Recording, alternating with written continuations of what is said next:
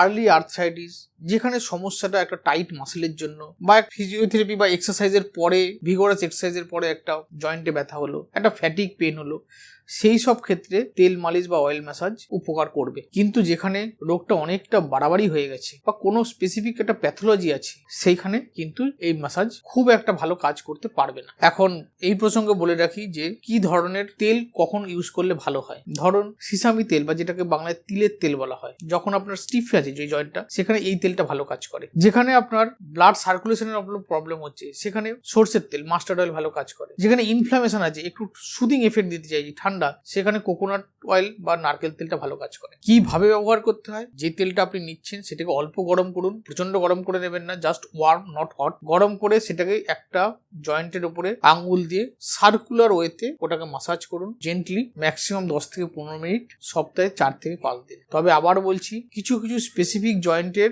Early অবস্থাতেই এটা ভালো কাজ করে।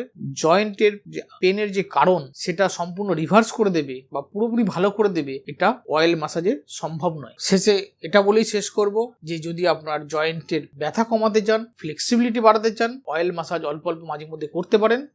কিন্তু রোগটার কিওরের জন্য ব্লাইন্ডলি এটার উপর বিশ্বাস করবেন না, এটা থেকে পুরোপুরি রোগ নিরাময় সম্ভব নয়।